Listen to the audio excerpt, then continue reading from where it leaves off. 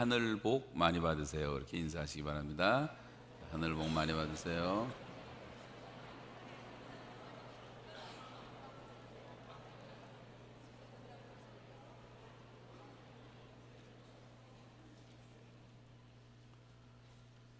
성경에 보면 죽음을 경험하지 않고 하늘로 하나님께서 데려가신 두 사람이 소개되고 있습니다. 참 그렇게 우리가 살 수 있으면 얼마나 좋을까. 여러분 참 그렇게 되기 좀 힘들겠지만 여러분 중에도 좀 그런 분들이 있으면 좋겠습니다. 별로 아멘할 믿음이 안 생기나 보죠. 오늘 말씀의 제목은 뭐냐면 좀 하나님을 기쁘시게, 우리가 정말 하나님을 좀 기쁘시게 해드릴 수 없을까. 자, 금년 한 해 정말 하나님을 좀 기쁘시게 해드리는 삶을 사시기를 축원합니다. 우리가 평생 살았지만 한 해 동안 내가 정말 하나님을 기쁘시게 해드렸다라고 만족한 기억이 없다면 2014년은 정말 하나님을 좀 기쁘시게 해드리는 하나님의 자녀들 되시기를 축원합니다. 자, 죽음을 보지 않고 옮긴 두 사람 가운데 엘리야와 에녹이 있는데, 이 에녹이라는 사람에 대해서 성경은 이런 기록을 하고 있습니다. 창세기 5장에 보시면, 자, 같이 한번 읽어요. 에녹은 65세에 무드셀라를 낳았고 또 무드셀라를 낳은 후 300년을 하나님과 동행하며 자녀를 낳았으며 그는 365세를 살았더라. 에녹이 하나님과 동행하더니 하나님이 그를 데리고 가심으로 세상에 있지 아니하였더라. 여기 중요한 것이 무드셀라를 낳은 후가 아주 중요해요. 종종 말씀드리지만 여기서 우리가 항상 깨닫는 것은 에녹이라고 하는 이 특별한 사람이 65년 동안은 어떻게 살았는지 성경이 말씀은 안 하고 있지만, 그런데 무드셀라라는 지구상에서 제일 오래 살았던 사람인데 그 아들을 낳은 후부터, 인생이라는 것이 자식을 낳은 다음에 비로소 철이 든다는 말이 있는 것처럼, 그래서 그때부터 하나님을 경외하고 하나님과 300년을 동행하다가 365세를 살았다라고 말씀하고 있어요. 자, 우리가 이 말을 통해서 늘 깨닫는 것은 우리가 자식을 키우면서 하나님을 더 잘 이해하게 되죠. 그래서 하나님을 사랑한다든가 하나님께 순종한다든가 하나님을 경외한다든가 하는 것과 우리가 부모님에게 순종하는 것은 서로 상통하는 의미를 가지고 있습니다. 우리 공자의 효경에도 보면 유명한 이런 말이 있어요. 우리 잘 아시는 이 신체발부 수지 부모라 불감회상 효지시야라는 말 잘 아시죠? 이 신체와 우리가 머리카락, 피부는 수지부모, 부모님이 우리에게 다 주신 것이고, 이 불감회상, 부모로부터 이 물려받은 것이기 때문에 이런 것들은 이 불감회상, 자기를 이렇게 해치지 않고 잘 보존하는 것이 그게 효지시하라, 효의 첫걸음이다. 입신행도 양명후세 이현부모 효지 종야라는 유명한 말이 있죠. 출세를 해서 우리가 도를 행하고 또 이름을 양명후세, 후세에 날리고 또 이현부모, 부모의 명성을 이렇게 드러내고 하는 것이 효의 마침이다. 여러분, 우리가 정말 다 부모에게 효도하기를 원치 않으세요? 그리고 지구상에서 하나님께서 만들어주신 그 인간들이 지켜야 될 법 가운데 하나님께 대한 계명을 빼놓고 첫 번째 법은 내 부모를 공경하라고 하는 말씀이죠. 자, 우리가 어떻게 하든지 부모를 좀 기쁘시게 해드리고 부모에게 효도하는 것이 하나님께도 영광이고 또 우리에게 다 축복이 되는 것인데, 자, 문제는 우리가 어떻게 해야지 부모를 기쁘시게 할 것인가. 자, 건강하게 자라서 출세하고 이름을 드러내는 것이 효경에서 말씀을 하고 있는데 효도라고, 이 자녀라고 하는 존재가 그럼 과연 건강만 하면 되는 것인가. 옛날 우리 무슨 말하다가 자주 했던 얘기 가운데 뭐 개구장이라도 좋다, 건강하게만 자라다오 그러지만, 여러분 자식이 건강하게 자라긴 했는데 이게 꼭 바보같이 자라고 공부도 하나도 못하면 그게 무슨 효도가 되겠어요? 아무리 건강해도. 건강하게 자랐는데 다 특공대를 만들어 가지고 특별히 공부 못하고 이 대두, 머리가 이제 큰 사람을 아무리 그렇게 건강하게 자랐다 해도 그것이 무슨 부모에게 효도가 되겠습니까? 우리 부모가 그런 얘기를 할 거예요. 야, 쟤는 날마다 아픈데 공부 너무 잘하잖아. 너는 그렇게 건강한데도 왜 이렇게 공부도 못하냐? 짜증을 낼 수가 있죠. 자, 우리가 하나님과의 우리와의 관계를 생각해 볼 때 하나님께서 언제 우리를 가장 기뻐하실까? 하나님과의 건강한 관계라는 게 있어요. 하나님과의 바른 관계가, 그리고 하나님과 온전한 교제가 회복될 때 하나님이 기뻐하십니다. 원래 사람이 창조될 때 하나님과 이렇게 교제하며 살도록 창조되었고, 하나님께서 우리를 영광스러운 하나님의 자녀로 영광의 옷을 입혀서 창조하셨기 때문에, 그리고 이 하나님이 창조하신 에덴이라는 이름의 뜻이 기쁨이라는 뜻인 것처럼 그렇게 우리가 기쁘게 살도록 하나님이 창조하셨는데, 사람들 속에 세상의 모든 피조물과 다른 한 가지가 하나님의 형상 가운데 하나가 도덕적 자유라는 거예요. 근데 그 자유를 가지고 우리가 선택을 할 수가 있는데, 사탄의 꼬임을 받아가지고 해서는 안 될, 이것을 먹으면 네가 하나님처럼 된다는, 우리가 말도 되지가 않는, 해서도 안 되는, 그런데 인간의 욕심 때문에 우리가 저지르는 모든 죄가 그런 것처럼 그것이 잘못된 것을 알면서도, 해서는 안 되는 것을 알면서도 우리의 욕심 때문에 그 탐욕에 의해서 선악과를 따먹게 되고 죄를 짓게 되고, 이 죄라고 하는 것은 하나님과 인간 사이를 분리를 시키게 돼요. 그래서 하나님과 점점 멀리 분리될수록 우리가 하나님의 뜻을 알지를 못하는 거죠. 그래가지고 결국은 이 과다한 인간의 욕망 때문에 사람들은 적극적으로 죄를 짓기 시작하고, 죄로 인해서 하나님과 멀어지게 되고, 자, 그때 하나님이 그 죄악이 사람들에게 관영한 어떤 세상을 향해서 한탄을 하셨다 그랬어요. 창세기 6장 6절에 보시면 땅 위에 사람 지으심을 한탄하사 마음에 근심하시고, 여기 하나님의 한탄이 있습니다. 여러분, 성경에 보시면 하나님은 사람 지으심을 한탄하셨지 동물을 짓고 한탄하시진 않았어요. 짐승에게 한탄하셨다는 말씀은 없어요. 하와를 꼬드겨 가지고 죄를 짓게 만들었던 뱀을 저주하셨다는 말씀은 있지만 그것 때문에 한탄하시지도 않았습니다. 하나님이 창조하시고 한탄하신 것은 사람밖에 없어요. 하나님의 형상대로 만드시고 하나님과 대화하게 하신 사람만이 유독 하나님을 슬프게 만들고, 지금도 사람들은 끊임없이 꾀를 내어서 하나님을 근심하게 하는 것이 사람이라는 존재라고 하는 것입니다. 여러분, 동물이라고 하는 존재는 그냥 본능밖에 아무것도 없기 때문에 본능대로 그냥 살면 되는 것이니까 뭐 그렇게 하나님이 한탄하실 아무런 이유가 없어요. 그런데 사람이라고 하는 존재는 하나님의 형상대로 지음받았다고 하는 특성 가운데 하나가 이 자유의지를 주셨다는 거예요. 프리 윌이라고 하는 이 자유의지.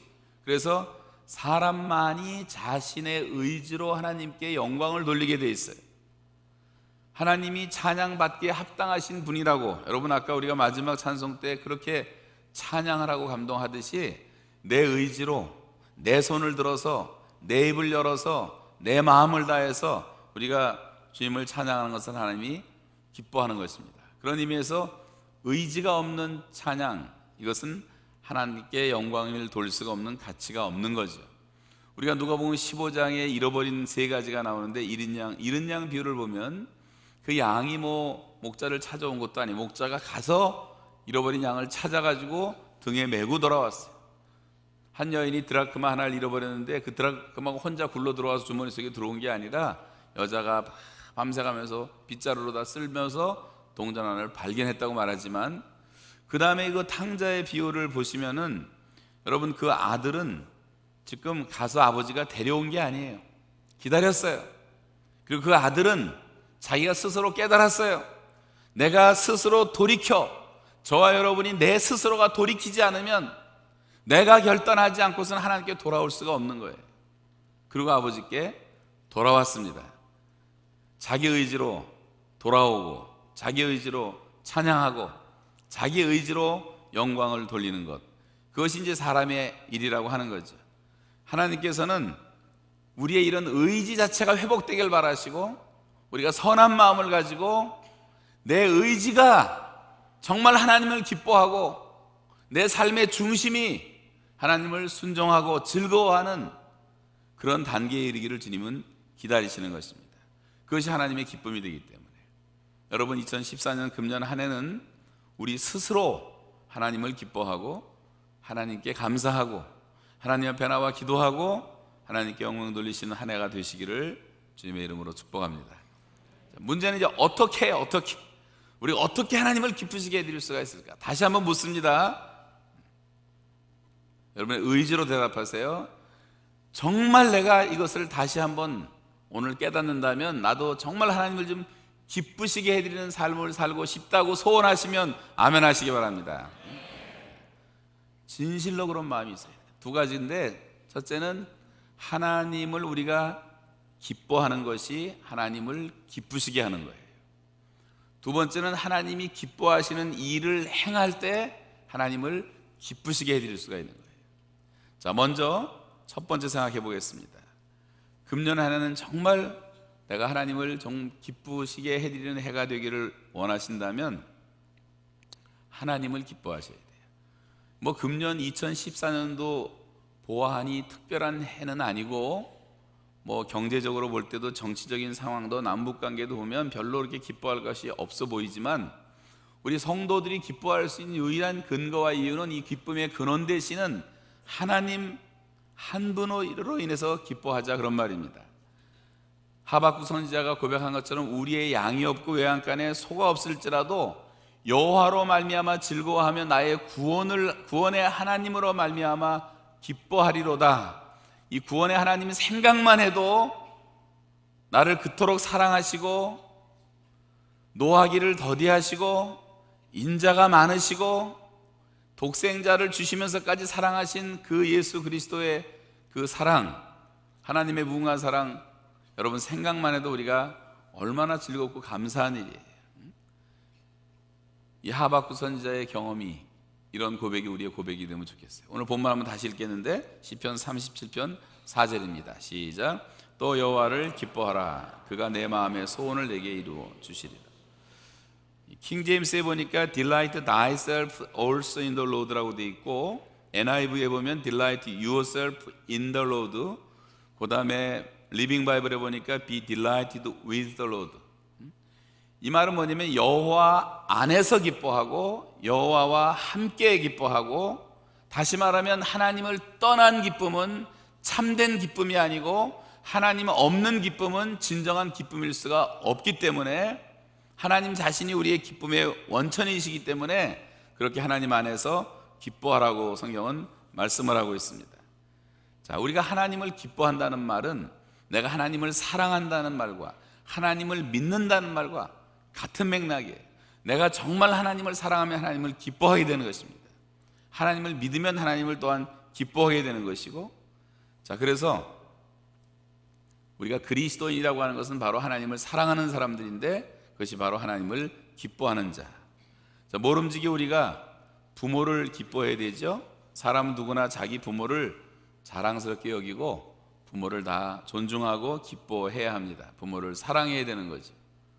자, 하나님을 기뻐하는 자는, 더군다나 하나님 아버지는 우리가 얼마든지 그렇게 존중하고 기뻐하고 경외하고 영광 돌릴 수 있는 분이시기 때문에 모든 일을 하나님의 뜻으로 생각을 하고 항상 감사하고 원망하지 않습니다. 하나님을 기뻐하는 사람들은.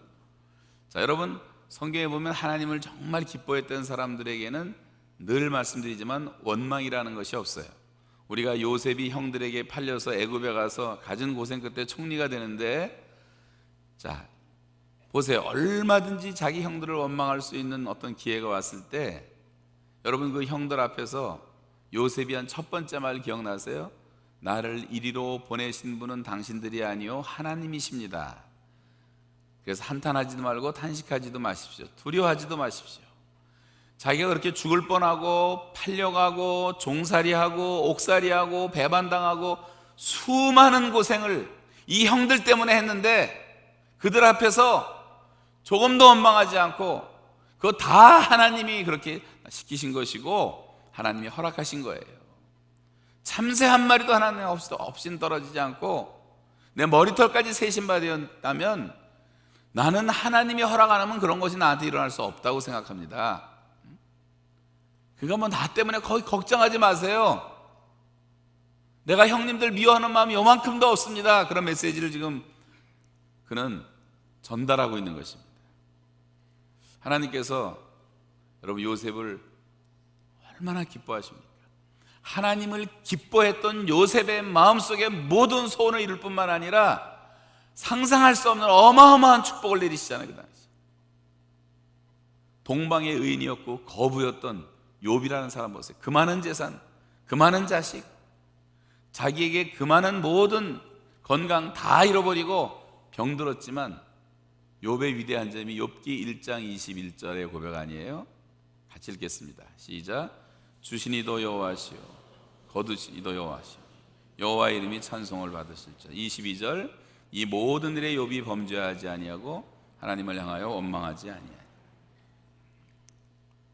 여러분 우리가 이 정도 믿음을 가져야 되지 않겠습니까? 죽음을 다 준비하십시오. 요즘에 계속 장례식이 치르는데 저희 집에도 지금 우환이 생겨가지고 저희 셋째 누이가 쓰러져서 지금 이제 아마 오늘 호흡기를 떼면 이제 다음 주에 장례를 치를 것 같은데 저한테는 제일 고마운 사람이 우리 셋째 누이예요. 여러분의 개인적인 말씀입니다. 너무 고맙고 제 사역을 제일 많이 도와주고 사역하라고 심지어 집까지도 제공해주고. 근데 하나님께 다 감사해요. 천국 가니까 하나님의 나라, 평안한 나라인데, 영광의 나라인데 또 그동안 그 누이를 주셔서 내가 그런 축복을 같이 누리게 한 그거 감사해요. 주신 분도 하나님이시고 때가 되니까 하나님이 취하셨는데 그 하나님의 시간을 누가 막을 수가 없잖아요. 여러분 욥이라는 사람은 철저하게 하나님을 기뻐하는 사람이었어요. 하나님께서 욥을 얼마나 더 기뻐하셨습니까? 시편에 보면 여호와를 기뻐하라, 여호와를 기뻐하며 즐거워하라. 하나님 때문에 기뻐하는 것이 진정한 기쁨이라고 하는 것입니다. 설사 이 세상에 살면서 우리의 일이 좀 잘못될지라도, 내가 별로 기뻐할 만한 그런 일들이 없을지라도 우리가 기뻐해야 돼요. 그리고 성경은 기뻐하는 것이 우리의 힘이라고 말합니다. 윌리엄스라는 사람은 기뻐하기 때문에 웃는 것이 아니라 웃기 때문에 기쁘다라고 말했어요. 여러분 한번 그냥 웃어보세요. 웃어보세요. 웃기 때문에 기뻐지는 것입니다. 기뻐할 일이 별로 없어도 하나님이 생각하고 우리가 기뻐하자는 거예요. 그러면 기뻐지는 거예요. 정말 여러분 금년 한 해 꼭 기쁜 일만 있지는 않을 것이지만, 그러나 하나님 때문에 기뻐하시면 기쁜 일들이 생길 줄로 믿습니다. 환난과 핍박을 받는 어려운 상황이 초대교회 상황이었지만 초대교회 성도들처럼 기쁨이 충만했던 사람들은 없었어요. 이해가 안 되는 환난과 핍박과 역경과 그 우리가 상상하지 못하는 어려움 속에서도 그런 환난을 통해서 넘치는 기쁨이 있었다고 말하고 즐거움으로 주님을 섬겼다고 성경은 계속 우리에게 증거하고 있습니다. 우리가 빌립보 4장에 보시면 바울은 감옥 안에 들어가서 성도들에게 이렇게 명령하는 식으로 편지를 씁니다. 다 같이 한번 읽어요. 시작. 항상 기뻐하라. 내가 다시 말하노니 기뻐하라. 너희 관용을 모든 사람에게 알게 하라. 주께서 가까우시니라. 아무것도 염려하지 말고 오직 모든 일에 기도와 간구로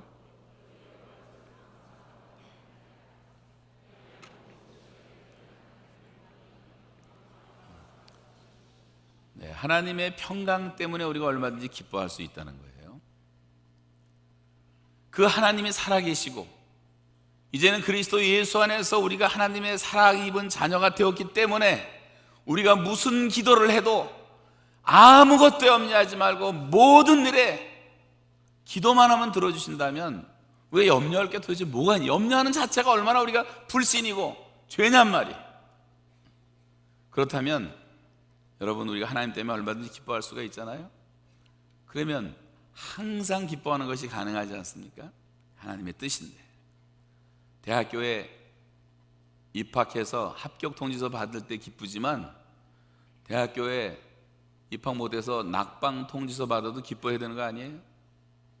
건강할 때도 기뻐해야 되지만 내가 암 선고를 받아도 암 발견한 선고 감사 예배, 회사가 망하면 개업할 때도 감사 예배 필요하지만 폐업 감사 예배도 드려야 되는 거 아니에요? 직장에서 뭐 혹이라도 레이오프를 당하면 레이오프 감사 예배. 여러분, 그 정도의 믿음이 있는 것이 항상 기뻐하는 삶이 아닐까요?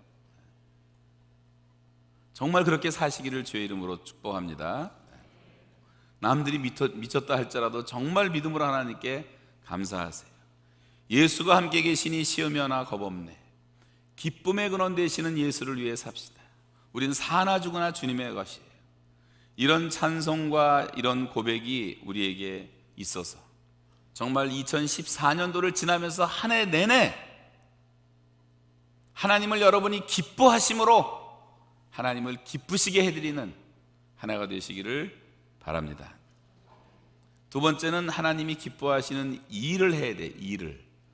하나님이 하나님을 기뻐하는 삶을 사는 것을 기뻐하시지만 더 나아가서 내가 기뻐하는 그 하나님이 기뻐하시는 일은 과연 무엇일까?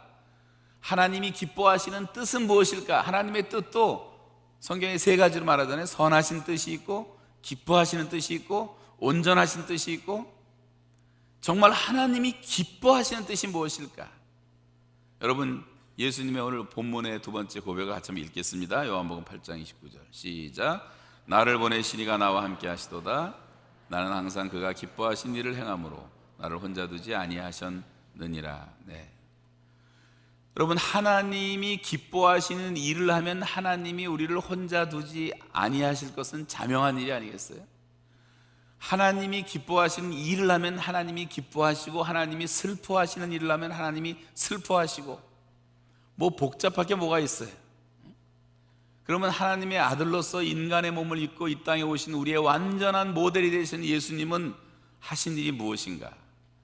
예수님의 생애를 보면 아주 분명한 것이 있는데, 우리 모든 사람들이 본받아야 될 분명한, 요즘에 영어에서 많이 쓰는 이 top priority, 항상 최우선 순위라는 게 있었어요. 예수님에게는 그것만큼은 양보할 수가 없었어요.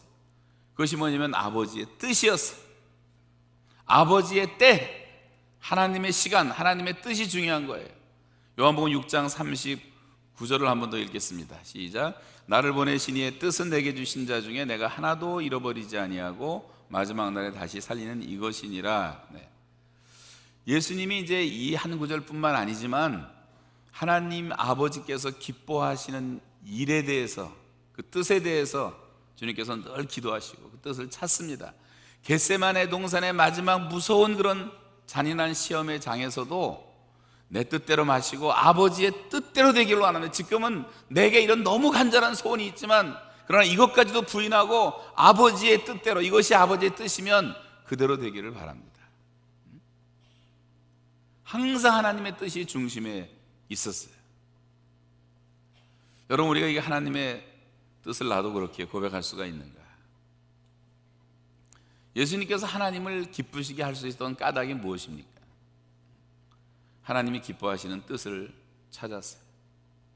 항상 하나님의 마음을 헤아리고 하나님의 뜻을 찾았어요. 뭐 비유가 좀 이상하지만 용서하고 들으세요.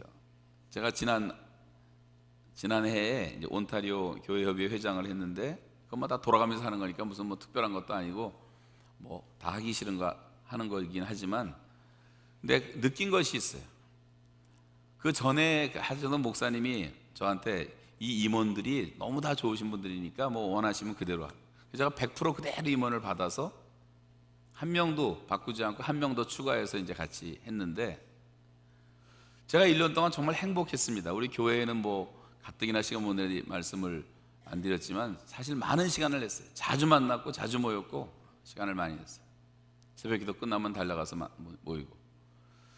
근데 제가 정말 하나도 힘이 안 들었던 한 가지 이유가 뭐냐면, 그 임원들이 얼마나 충성된 분들이었는지 너무 감사하더라고요.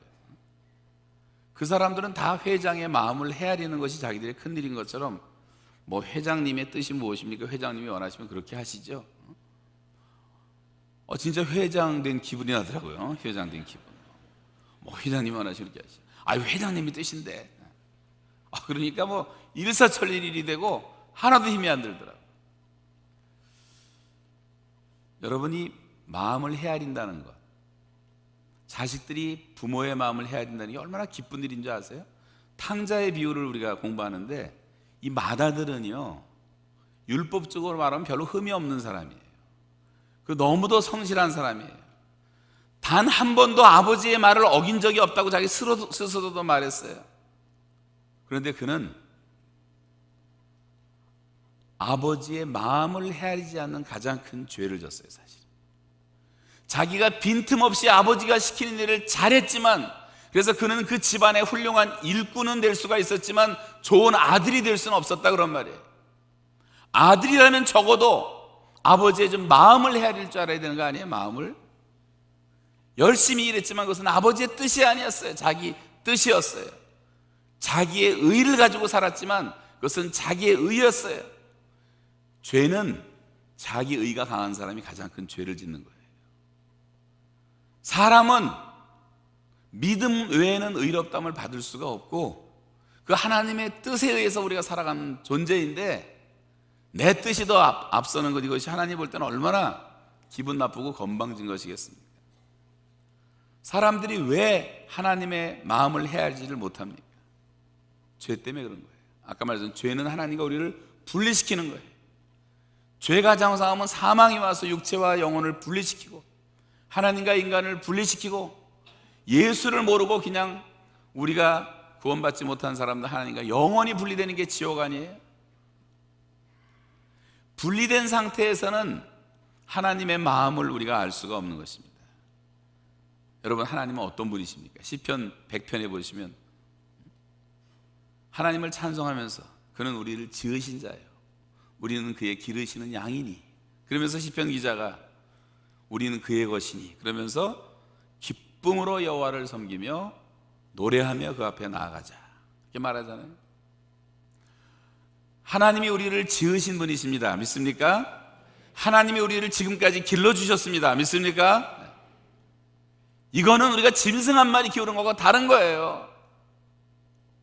짐승들도요, 얼마나 그 본능 하나만 가지고도 자식들을 그렇게 보호하고 새끼들을 챙기는지 몰라요. 저는 짐승 때문에 많이 울어요, 요즘. 짐승 때문에. 여러분, 펭귄 영화 보시죠, 펭귄? 야, 그거 얼마나 감동스러운지. 저런 짐승들이, 동물들이. 애미가 알 낳고 가면은 물고기 잡으러 몇 개월 동안 하면, 여러분, 그 북극의 그 추운 데서 말이죠, 영하 뭐 50도, 70도, 막 100도, 막 어마어마하게 추운 거기에서 바람이 쌩쌩 부는데, 그 알이 얼지 않도록 그걸 품고 6개월을 서 있는 펭귄들 기억나세요? 야, 그 본능이 대단하더라고요. 우리 놀스역의 틴데일 새벽기도 팀들은 다 알지만, 이제 알 낳는 철이 되면 캐나다 구스 한 놈이 매년 그 들어가는 정문 앞에 그 잔디밭에다 알을 낳아가지고 거기서 이상하게, 그 놈은 또 딴 데도 안, 거기서만 품고 있어요. 순놈이 지키고 암놈이 이렇게 품고 있다가 새벽기도 때 이제 갑자기 컴컴한데 우리 교인들이 나타나면 막 막요. 얼마나 무서운지도 깜짝 놀라고. 우리가 자기한테 잘못한 것도 없는데, 해칠 것도 아닌데, 새끼를 좀 보호하는 본능. 학교에 부탁을 해가지고 또 오래 걸렸어요. 한 달 이상 걸려갖고 어떻게 좀 나중에 옮겨놨는데, 여러분, 그 미물들도 자식들을 챙기고 지키는데, 하나님이 우리를 지으시고 우리를 지키시는 것을 보면 눈물겨워요. 사실은 우리는 저절로 다 잘하는 것 같지만, 우리가 송강진 지금 집사님도 지금 폐가 굳어져갖고 호흡을 못하세요. 이 숨 한 번 쉰다는 게 얼마나 고마운 일인지 너무너무 힘들어하시는 거죠. 기도를 좀 많이 해주세요. 어떻게 할 수가 없어요. 폐는 점점 굳어, 작동은 안 하고 산소호흡기로 옥시전이 너무 많이 들어가서 좋은 것도 있지만 이게 몸이 작동을 또 못하니까 그걸 조금씩 주고. 지금 우리가 숨 한 번 쉬는 것도 너무 감사한 일이고, 내 심장이 뛰고 있는 거 감사한 일이고, 하나님이 우리를 다 만물을 다스린다는 말씀 속에는 하나님이 우리를 보호하시고 지키시고, 또 하나님의 자녀들은 좀 특별히 지키시고, 여인이 그 젖 먹는 자식을 잊어버릴지라도 나는 너를 잊지 않겠고 내 손바닥에 새겼다고 말씀하시면서, 그렇게도 하나님 앞에 온전치 못한 우리들을 하나님이 끝까지 사랑하시고 지키시는, 여러분 하나님의 사랑을 믿으십니까?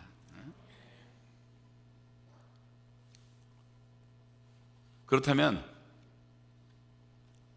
우리가 이 하나님의 사랑을 조금이라도 우리가 기억한다면 우리도 좀 하나님이 기뻐하시는 일을 하는 하나님의 자녀가 되지 않겠어요? 예수님이 하셨던 아까 최우선 순위 가운데 하나가 바로 영혼구원 전도인데, 전도라고 하는 것인데, 쉽게 말하면, 그러면 하나님이 우리를 사랑하시기 때문에 구원하시고 지켜주시고 보호하시는 것처럼, 하나님이 사랑하는 또 다른 자녀들, 교회를 나오든 나오지 않든 그 영혼들을 구원하고 그 영혼들을 위로하고 그 영혼들을 지켜주고 양육하고, 이 하나님께서 얼마나 기뻐하시겠어요? 아버지의 마음을 헤아려서 우리가 그 일을 할 수가 있다면. 그래서 의인 99보다 죄인 하나가 돌아오면 하늘나라에서는 잔치가 벌어진다 그랬어요. 이른 양 한 마리를 찾으시는 것이 하나님께 큰 기쁨이라고 성경은 말씀을 하고 있어요. 여러분, 예루살렘에 가면 독일의 나치에 의해서 600만 명이라고 하는 사람이 희생된 그 희생을 추모하기 위한 기념관의 이름이 아드바심이라고 하는데, 이 아드바심이라는 말은 기억이라는 뜻입니다. 기억. 결코 잊지 말라. 제가 얼마 전에 이 말씀 한번 드린 적이 있는데, 오스카 쉰들러라고 하는 사람의 묘가 거기 있어요. 이 사람은 자기의 노력으로 유태인 수용소에서 1200명을 구하고 그들의 후손들까지 하면 수천 명의 생명을 구했는데, 자기는 이제 쫓기는 몸이 돼가지고 그렇게 이제 쫓기고 있었을 때 유대인들이 그 쉰들러를 찾아와 가지고 이제 감사의 뜻을 전하잖아요. 자신들의 이름을 서명한 이 한 권의 책을 전달해 주면서 반지 하나를 주는데, 그 반지 속에 적혀 있는 그 말 기억하실 거예요. 한 사람의 목숨을 구한 사람은 전 세계를 구한 것이다. 사실 유대인 중에 한 사람이 전 세계를 먹여 살리는 사람들도 사실 있는 것처럼, 그때 너무 감동을 받은 쉰들러가 그 공장 주임을 하던 그 사람에게 눈물 섞인 말을 하잖아요. 내가 좀 더 살릴 수가 있었는데, 자기 그 승용차 보고 이것만 팔았어도 10명은 다 살리는데, 넥타이에 넥타이 매는 그 금으로 된 그 보석을 보고 요거면 내가 독일 군인 2사람은 마음을 바꿔갖고 더 살릴 수가 있었을 텐데, 뭐 이런 얘기를 계속하는 그런 장면이 나옵니다만, 여러분, 소중한 것은 돈이 아니라 한 사람이라도 더 살리는 것이죠. 아버지의 뜻은 한 사람이라도 더 구원받는 것.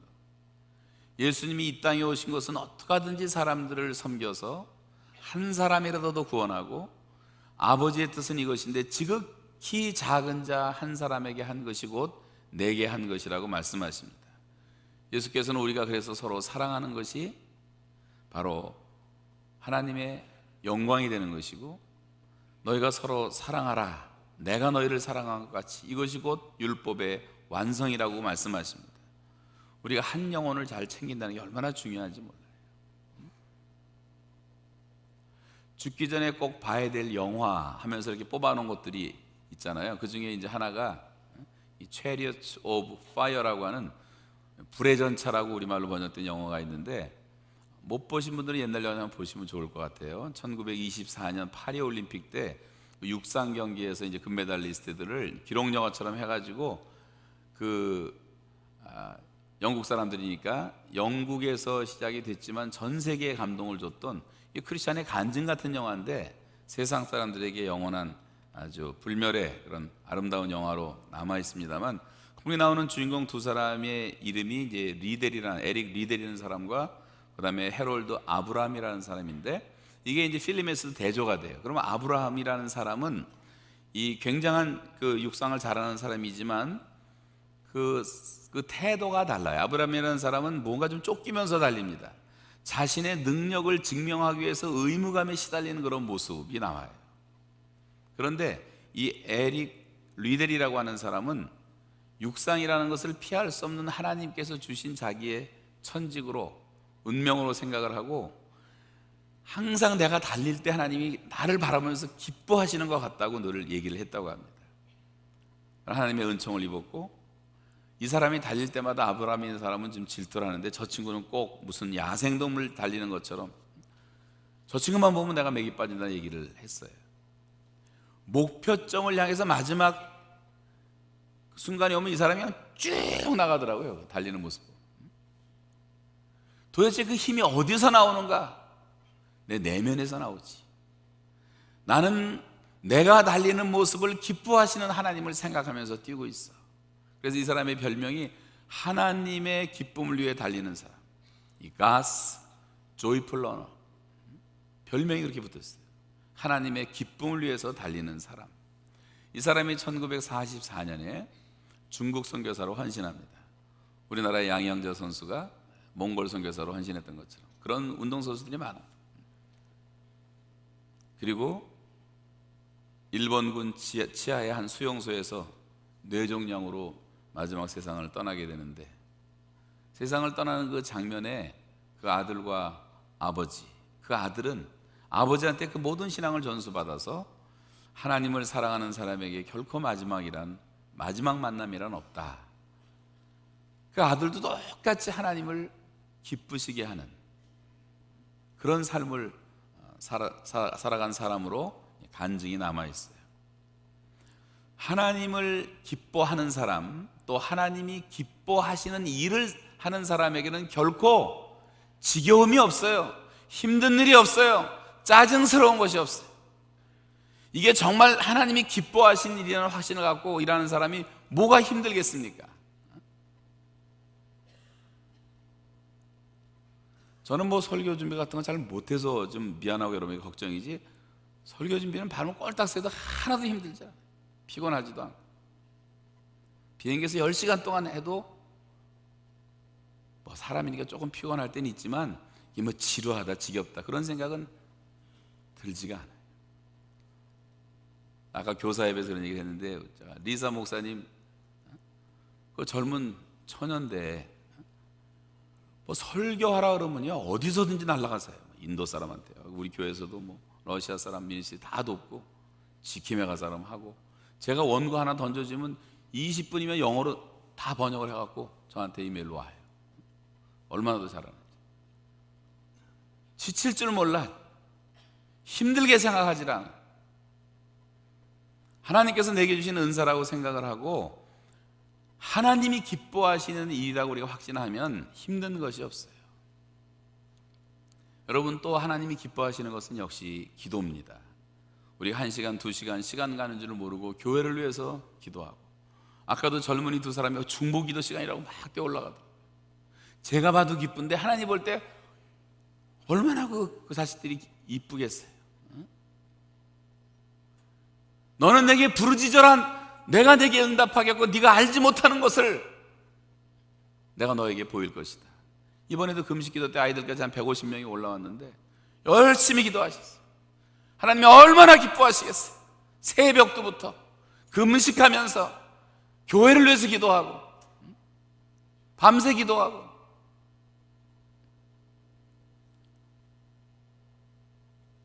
여러분, 물론 소리만 지른다고 기도가 잘 되는 건 아니죠. 골방에서도 기도하고 기도 형태는 다 다르지만 하나님 바라보고 기도하는 영혼들을 하나님께서 얼마나 기뻐하십니까?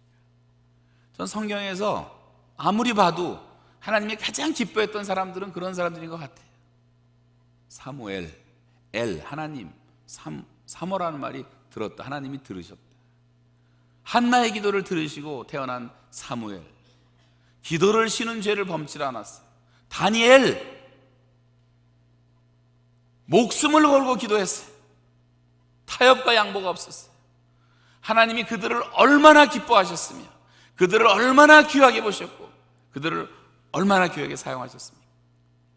제 주변에서도 하나님이 정말 귀하게 쓰시는 분들 보면 그런 기도의 사람들, 우리 기도라는 삶 자체가 하나님이 기뻐하시는 일이란 말이에요.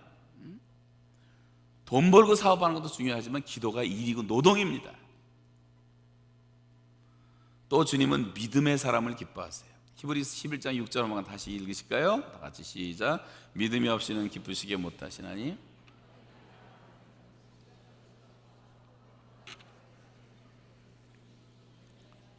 네. 믿음이 없이는 기쁘시게 못해. 하나님 기쁘시게 하려면 우리가 믿는 자가 돼야 돼요. 아브라함처럼. 아브라함이 하나님을 믿으니 이를 그의 의로 여기셨더라. 오직 나의 의는 믿음으로 말미암아 살리라 하는 이 하박국의 간증과 로마서 1장에 나오는 고백과 종교개혁의 모든 원리들은 다 아브라함의 믿음에서부터 출발한 거예요. 그 믿음을 하나님이 너무 귀하게 여기시고 믿는 자들을 주님이 기뻐하시는 거예요. 예수님의 생애에 인간을 향해서 칭찬하신 것은 다 믿음이에요. 이만한 믿음을 내가 보지 못했다.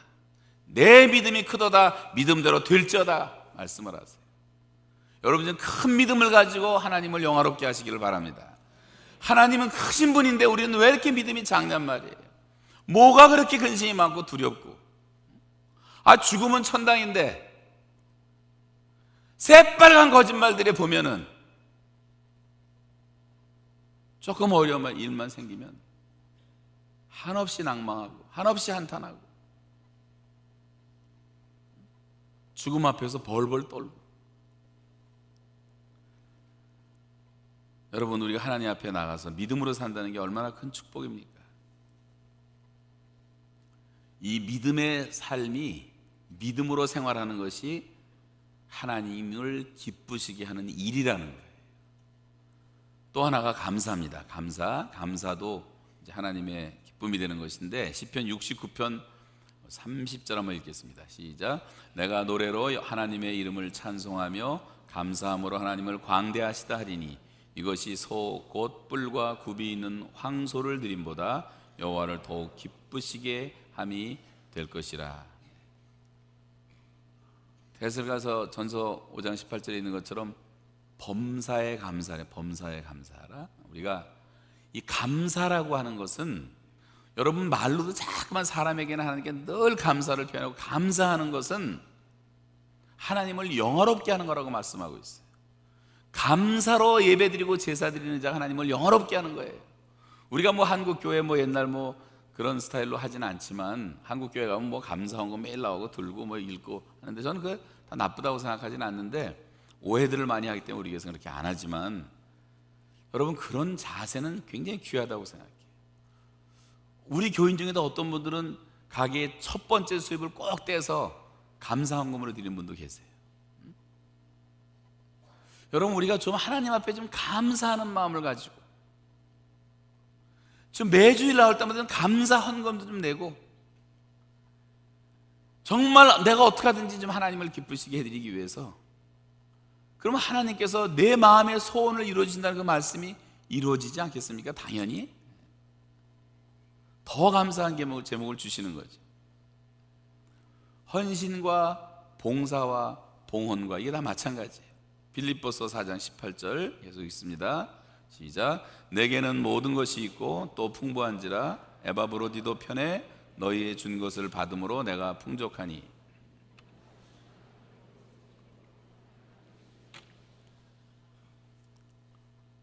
헌금도 하나님을 기쁘시게 하는 헌금이 있어요. 하나님을 기쁘시게. 하나님은 그렇게 하나님을 기뻐하는 사람들에게 그 마음의 소원을 이루어 주신다고 약속하십니다. 여러분, 한 해 동안 정말 하나님을 기뻐하시고 하나님 한 분으로 만족하고 또 하나님이 기뻐하시는 일을 행하는 그런 한 해가 되었으면 정말 좋겠습니다. 오늘 고린도후서 5장 9절에 그런즉 우리는 몸으로 있든지 떠나 있든지 주를 기쁘시게 하는 자 되기를 힘쓰노라. 바울은 사나 죽으나 이 세상에 있으나 다음 세상에 갈지라도 심판대 앞에 설지라도 항상 어떻게든 내가 하나님을 좀 기쁘시게 하는 자가 되기를 원한다고 늘 말하고 있어요. 365일에 그래서 살면 얼마나 좋을까.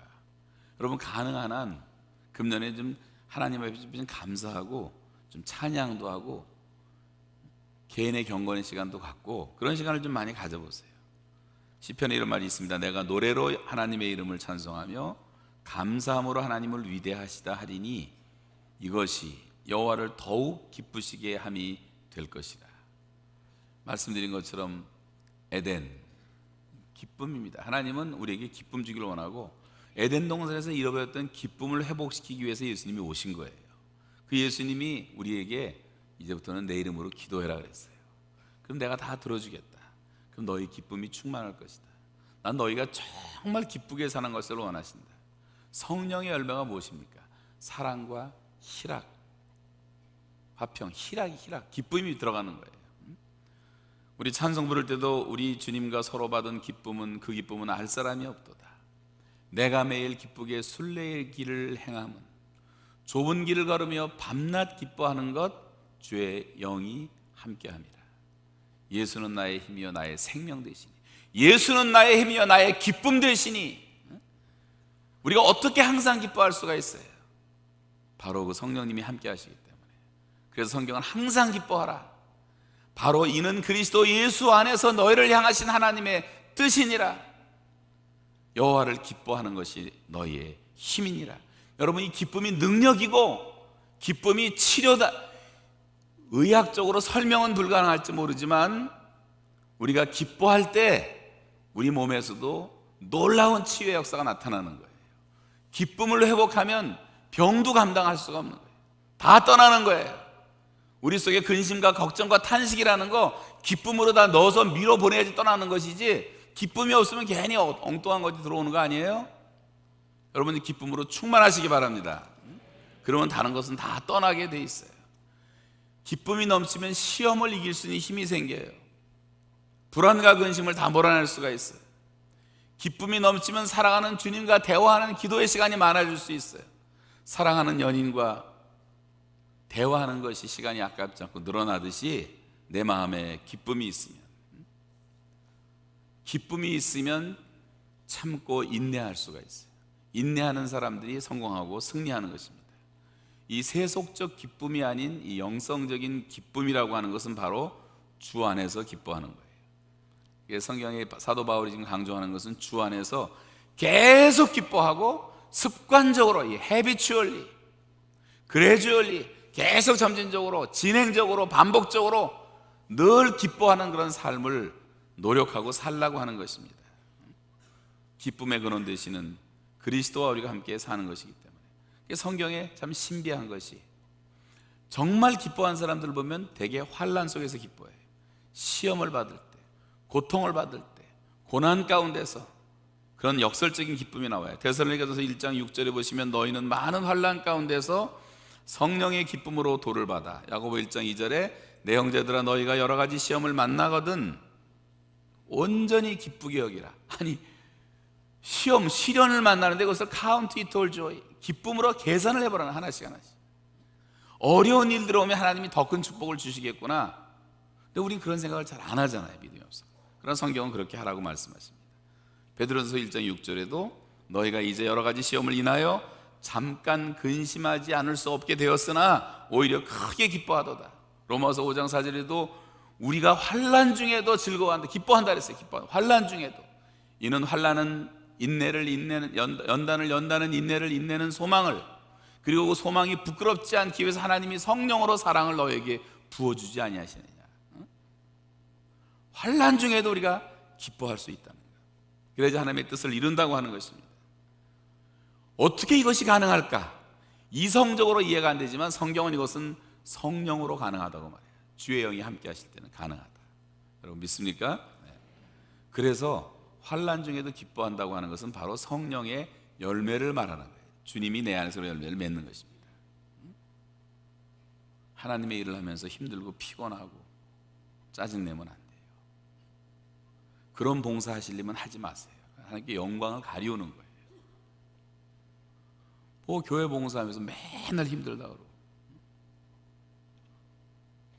그건 자기의 노력, 자기의 의지죠. 이게 하나님이 기뻐하시는 일이고, 내가 하나님을 기쁘시게 하기 위해서 하는 동기라면, 내가 하나님을 사랑해서 한다면 그렇게까지 할 필요 없잖아요. 아니, 부부들도 사랑하고 사랑이 좀 생기면 막 발도 주물러, 냄새나는 발도 주물러 주면서 막 하는데, 우리 하나님의 일에 얼마나 큰 즐거움이 있냔 말이죠.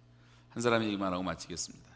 자, 일본 사람인데 비즈니스맨인데, 이 사람의 이름이 미타니 야스토라고 하는 사람이에요.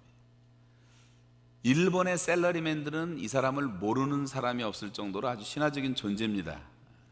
이 가네보라고 하는 이제 제약회사 말단 사원에서 시작을 해가지고 그 회사에 이제 CEO가 거쳐 나중에 회장이 되고, 일본에 있는 초인류 대기업의 회장으로 그 기업을 성장시킨 전설적인 인물인데, 45년 동안을 이제 그렇게 살아왔어요. 이 사람이 책을 냈는데 일본의 혼다 사장이 극찬을 했어요. 간증 같은 책인데 베스트셀러가 됐어요. 이 사람에게도 시련이 많았습니다. 뛰어난 능력 때문에 친구들에게 왕따를 당하기도 하고, 좌천과 실직의 위험도 많이 있었고. 근데 이 사람의 책에서 하는 얘기가 뭐냐면, 그 많은 시련이 있었지만 내가 승리할 수 있었던 것은 단 한 가지, 신앙 때문이었다. 일본 사회에서 이렇게 고백한다는 것은 결코 쉬운 일이 아니에요. 근데 이 부인이 워낙 독실한 크리스찬이었는데, 그래서 부인 따라서 예수를 믿게 되었는데, 어느 날 아내가 그렇게 말하더래요. 여보, 당신은 무슨 일을 하든지 하나님이 기뻐하시는 일을 하세요. 만약에 그러다가 어려움을 하고 실직을 당해도 괜찮아요. 전도하면 되잖아요. 우리 같이 전도하고. 하나님이 기뻐하는 일인데. 그래서 이분이요, 평생의 모토가 정해졌어요. 때로는 부인의 말도 들을 필요가 있는 거예요. 그래가지고 이 사람이 모토가 뭐냐면, 하나님이 기뻐하시는, 하나님을 기쁘시게 하는 인생이 되자. 이게 삶의 기준이었어요. 아니, 일본 그 불신 사회에서 그 모든 직원들 앞에서 그것을 선포를 하고, 가네보 회사가 그렇게 살았어요. 하나님을 기쁘시게 하는 일이라면 절대로 양보하지도 않고 타협하지도 않았다고 합니다. 요즘에 아베가 한심한 짓을 해가지고 세 개가 다 손가락질 하는데, 저 사람들은 꼭 벌 받을 짓만 하고 앉아있어요. 근데 이 사람은요, 신사참배도 거절했어요. 일본 사람으로서. 정부에서 압박도 있었는데 다니엘처럼 거절하고 말았어요. 하나님의 도우심으로 위기를 모면하고. 가네보 회사의 그 물건들은 또 인기도 되게 좋더라고요. 자, 그런데 이 사람이 45년 동안 그렇게 일궈왔던 자기의 기업인데, 어느 날 하루아침에 그냥 갑자기 사임을 해버렸어요. 그만두고 오차노미즈라고 하는 성경대학에 입학을 해가지고 전도자의 길을 걷습니다. 부인은 지금 목사가 돼가지고 가정교회 운동하고, 이분은 지금 전 세계 50개 이상의 나라를 다니면서 비즈니스맨들만 모아가지고 전도하는데, 일본의 많은 젊은이들이 예수 믿게 된 사람이 다 이 사람 때문에 많이 예수를 믿게 될 정도로 전도를 하고 있어요. 이 사람의 삶의 모토는 단 한 가지, 하나님을 기쁘시게 하는 인생이 되자. 여러분, 하나님을 기쁘시게 하면 하나님이 얼마나 기뻐하시겠어요? 그리고 하나님이 기뻐하시는 일을 한다면 하나님은 또 얼마나 우리의 마음의 소원을 들어주시려고 최선을 다하시겠어요? 금년 한 해 동안 여러분 정말 하나님을 좀 기뻐하는 삶을 사시기를 다시 한번 부탁합니다. 그리고 하나님이 기뻐하시는 뜻을 따라, 하나님이 기뻐하시는 일을 찾아 하나님을 기쁘시게 하는 우리 교회 모든 성도들이 되시기를 주의 이름으로 축원합니다. 기도하겠습니다. 이런 사람들을 하나님께서 혼자 내버려 두시게 놔두시지 않는다고 말씀하세요. 여러분이 하나님을 최선의 삶으로 경험하시기 바랍니다. 우리 한 2, 3분 동안 사회자 나오실 때까지 한 가지 기도 제목 갖고 하나님을 기뻐하고 하나님의 기뻐하시는 일을 행하는 성도가 되게 해달라고 기도하시기 바랍니다.